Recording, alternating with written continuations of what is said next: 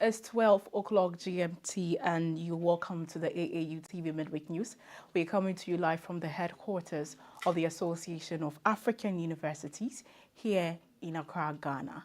Now to our top stories for today. In higher education, burnout fuels campus silence in Uganda.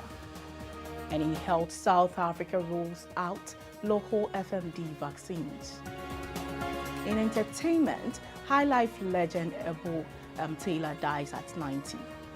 An international DNA puzzle complicates French twin murder trial. Please stay with us for more news on the AAU TV Midweek News. My name is Jemima, Deladem.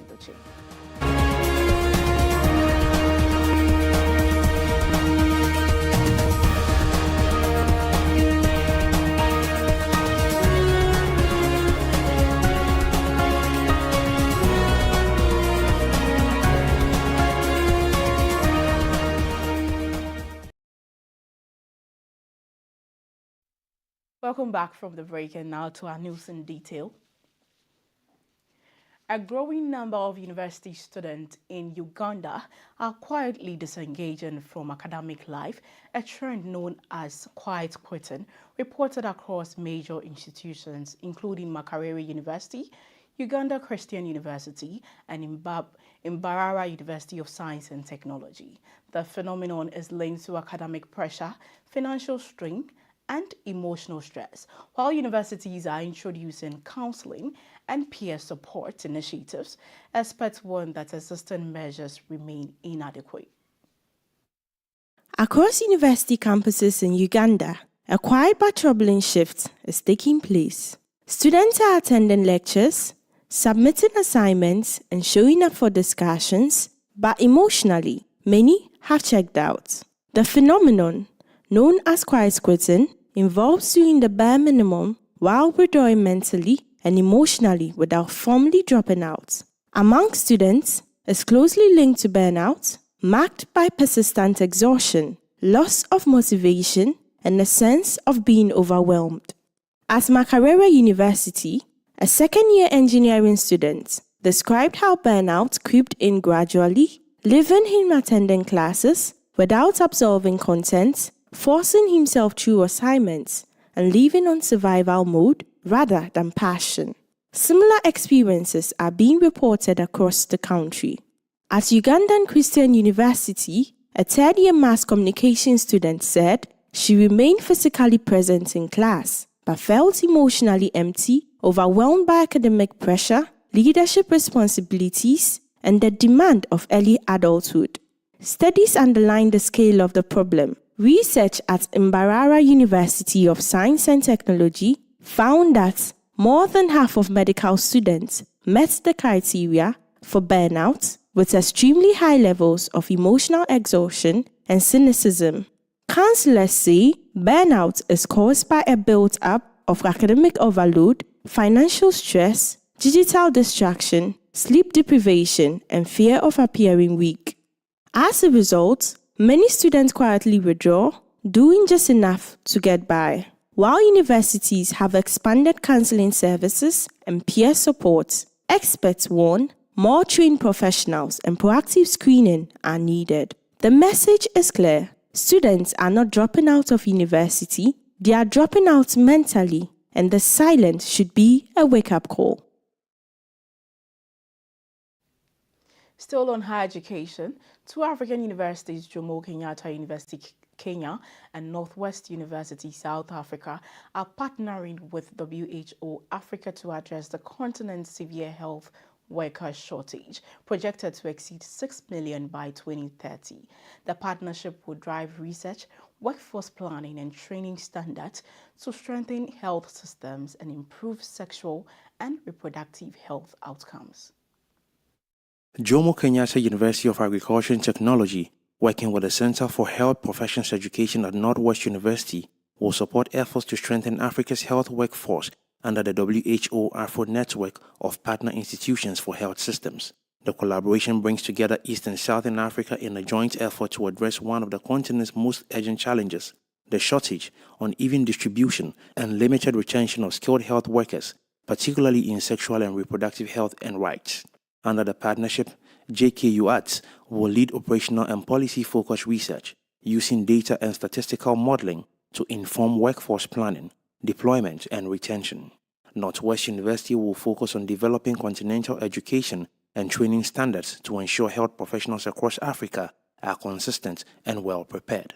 According to the World Health Organization, Africa faces a projected shortfall of more than 6 million health workers by 2030, compounded by poor working conditions, financial constraints, and weak data systems.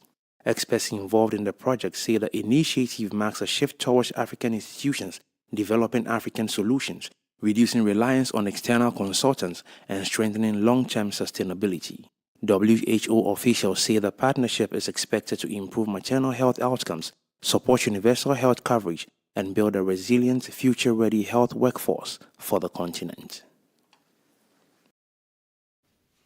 In health, South Africa has launched its first locally produced foot-and-mouth disease vaccine in more than 2 decades in response to the country's worst livestock outbreak in years. Vaccinations are already underway in affected farming regions as authorities seek to limit the spread of the disease, reduce outbreaks in high-risk areas, and ease economic losses faced by farmers due to quarantines, reduced production, and export restrictions. The response combines accelerated vaccination, increased local vaccine production, and tighter testing and monitoring nationwide. For months, livestock farmers across the country have been locked in a desperate battle to protect their cattle herds from infection. While the disease is rarely fatal, it causes painful blisters in the mouth and under the hooves, sharply reducing milk production and forcing infected animals into quarantine. The economic impact has been severe. Farmers have faced rising veterinary costs, lost export markets, and strict trade restrictions, placing heavy strain on the livestock sector. Now the government says it is turning the tide. For the first time in 21 years, foot-and-mouth disease vaccines are being produced locally. The first batch of nearly 13,000 multi-strain doses has already been released, with more expected in the coming months. By the end of January, around 2 million animals had already been vaccinated using existing supplies. Authorities say locally produced vaccines will significantly accelerate the campaign, with an additional 5 million doses expected to be available by March. The plan also includes stricter testing, enhanced checks through the summer, and faster detection of new cases.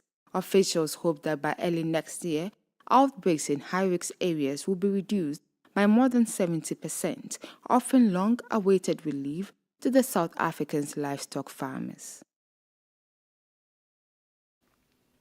So a Kenyan educator is transforming science education by bringing access to robotics as well as technology. So stay tuned for the Discovery News after the break. Are you a university, college, high school, private organization, NGO, individual professor, instructor or facilitator seeking to take advantage of the numerous benefits of online education? Look no further. The AAU eLearn Africa LMS is a great opportunity to begin your journey to online course development and creation for teaching, learning, and training purposes. AAU eLearn Africa LMS, which is a partnership between the Association of African Universities and eLearn Africa, has made available ease to use online learning tools to all stakeholders within the educational ecosystem of the African continent.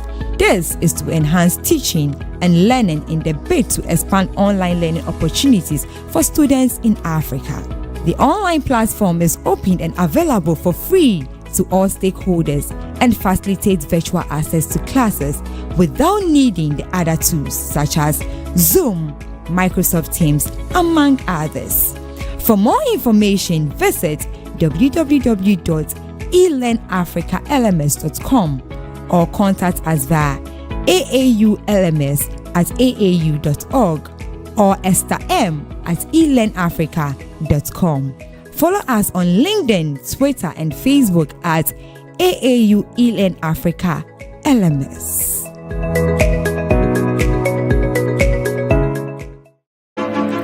Explore a whole new world of exciting visuals with AAU TV. Get ready for a mix of interesting talk shows, interviews, discovery documentaries, and news on AAU TV. It's not just about watching TV, it's about experiencing something special. AAU TV reaches over 25 countries in Africa, bringing you a blend of knowledge and fun. Learn about different cultures as you enjoy the shows. If you have events or want to showcase your business, we've got you covered. Watch AAU TV free-to-air channel on satellite. Connect with us on Facebook, Instagram, and X, formerly known as Twitter, at AAU TV. Reach out on call or WhatsApp us at +233 26 629 6601 or +233 20 399 5210. AAU TV, the voice of higher education in Africa.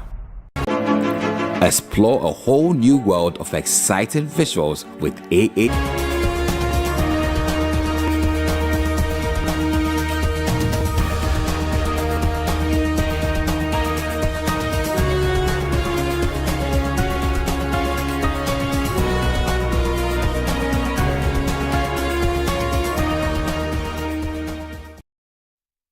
Welcome back from the break and to our news in detail. A Kenyan educator is transforming science education in rural Laikipia County by introducing robotics to students with limited access to technology. The initiative gained global attention after students competed in the World Robotics Olympiad in Singapore and aims to bridge the digital divide by equipping young learners with future-ready skills through locally run robotic labs supported by international non-profit. Students are assembling robots using wheels, motors, and sensors, guided by Jeremiah Kithinji, a 27-year-old robotics trainer who had never used a computer before completing high school. Today, Kithinji runs several robotics clubs across the region, reaching about 200 students, and recently led a team from the rural Kenya to the World Robotics Olympiad in Singapore. There, the students represented a simulated space mission featuring a robot capable of launching a model satellite and collecting space debris. Kithinji also made history by serving as the competition's first Kenyan judge. He later reflected that the exposure to Singapore's technological advancement inspired him to instill a sense of innovation and national pride to his students. Kenya's current curriculum places strong emphasis on science and engineering, but limited resources have slowed the rollout of robotics training. In Laikipia, the gap is being filled by clubs supported by a US-based nonprofit, Science in a Suitcase, which trained Kithinji and funded the international trip. The impact is already visible. One 40-year-old student says robotics has inspired ambitions to combine medicine and technology through robotic surgery. Kithinji believes robotics can help solve Kenya's local challenges, from agriculture to healthcare, and says the goal is simple: to empower children to create technology, not just consume it.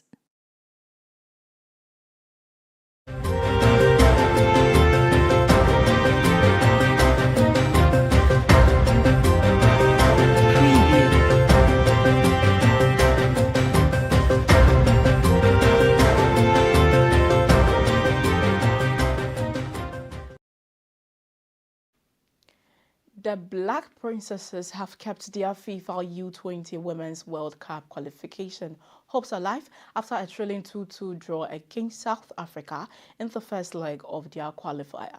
The closely contested encounter saw both sides trade goals and momentum, leaving the tie finally poised ahead of the decisive second leg. Despite showing quality and resilience, Ghana was unable to convert key moments into winning advantage.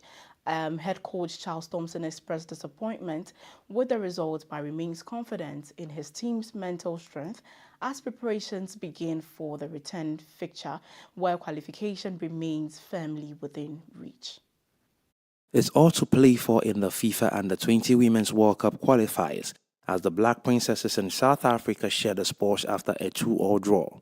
In a game full of drama and attacking intent, Ghana showed flashes of quality and resilience, but could not turn promising spells into a decisive advantage. South Africa matched them stride for stride, ensuring the contest remains delicately balanced heading into the second leg. After the match, Black Princesses head coach Charles Sampson did not hide his disappointment, admitting the result fell short of expectations despite his side enjoying periods of control. However, the focus now shifts forward. Sampson has expressed confidence in the mental strength of his squad, insisting belief remains high as the team prepares for the return leg. With World Cup qualification still within reach, the Black Princesses face a defining test of character in the second leg, where discipline, composure, and execution will determine whether Ghana move one step closer to the Under-20 Women's World Cup dream or see their campaign come to an end.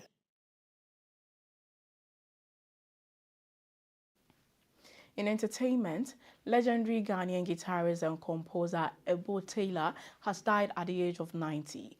A pioneer of modern highlife music, Taylor played a defining role in shaping Ghana's musical identity and influencing generations of musicians across Africa and the world. His death comes shortly after celebrations marking his 90th birthday and the launch of Ebo Fest, a global festival held in his honor.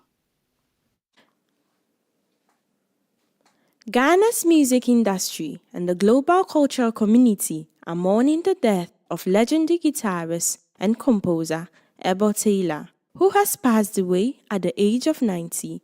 The highlife pioneer died on Saturday, February 7th, leaving behind a powerful music legacy that helped shape Ghana's sound and elevate West African music onto the global stage. Ebo Taylor was widely regarded as a key architect of modern Ghanaian music, blending traditional fancy rhythms with jazz and other international influences to create a distinctive and influential style. His innovative approach earned him recognition across Africa and across the world, inspiring generations of musicians and contributing significantly to the global appreciation of African music. News of his passing was announced by the organizers of Ebo Fest, a global celebration recently held in Ghana to honor his life and legacy. The festival coincided with his 90th birthday and attracted music lovers, cultural figures, and admirers from across the world. Tributes have since been pouring in from fellow musicians, cultural institutions, and fans, many of whom remember Ebo Taylor not only for his groundbreaking contributions to highlife music, but also for his lasting impact on Ghanaian culture and the international music scene. Ebo Taylor's legacy lives through his music, his influence, and the generations he inspired.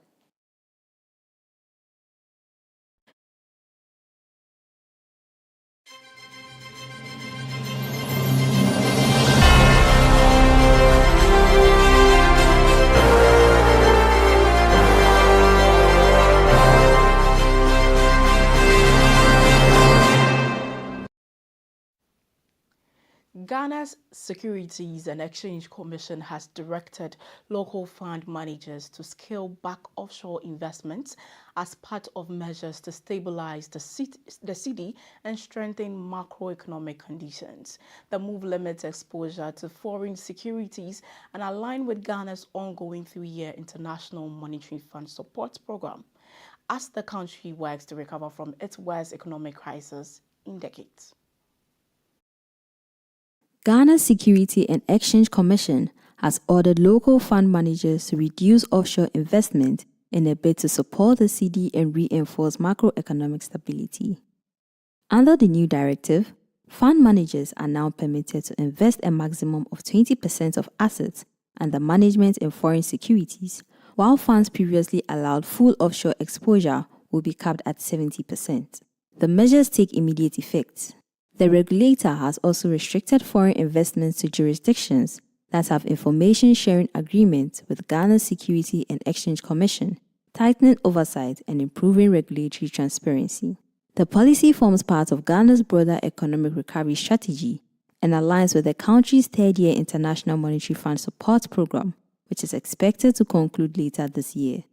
Ghana is emerging from its most severe economic crisis in decades, marked by currency pressures and fiscal strain. The move also supports President John Dramani Mahama's efforts to retain Africa's financial resources within domestic and regional economies. The government has set a target to grow foreign exchange reserves beyond $20 billion by 2029, a key pillar of plans to stabilize the cedi, strengthen investor confidence, and reduce vulnerability to global financial shocks. Up next is international news. Stay tuned.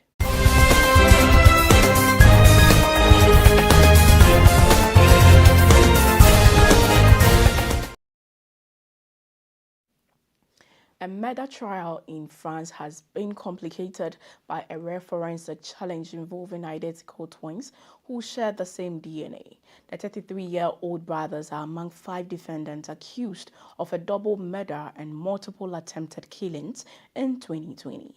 While both are suspected of planning the crimes, investigators have been unable to determine which twin fired a key weapon recovered during the case.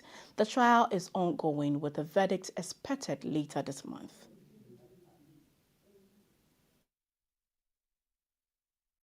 A murder trial in France has taken a complex turn as identical twins accused of serious crimes continue to confound forensic investigators due to the identical DNA. The 33-year-old brothers are among 5 defendants standing trial near Paris over a double murder and several attempted killings linked to incidents in 2020. While both men are suspected of conspiring in the crimes, authorities say DNA evidence recovered from an assault rifle used in a later gun battle can only be linked to one of the twins, without clarity on which one. Forensic experts have been unable to conclusively distinguish between the brothers, as identical twins share the same genetic profile, making DNA identification ineffective in this case. Police believe the pair may have exploited their resemblance by regularly exchanging clothing, mobile phones, and identification documents. With genetic evidence unable to resolve the issue, investigators have relied on phone records, surveillance footage, wiretaps, and analysis of movement to piece together the events surrounding the crimes. Despite these efforts, the question of who fired the recovered weapon remains unanswered. The trial has reportedly been tense, with proceedings continuing as the court works toward a decision expected in late February. I'll thank you for staying with us, and let's take a quick look at our top stories. In higher education, burnout fuels campus silence in Uganda. In health, South Africa rolls out local FMD vaccines. In entertainment, high life legend Abel Taylor dies at 90. An international DNA puzzle complicates French twin murder trial. Thanks for sticking with us on the AAU TV Mid-week news. You can also follow us on our dedicated news hub, tv.aau.org, as well as our social media platforms, Association of African Universities, on Facebook and YouTube. My name is Jemima Deladem. Have a nice day.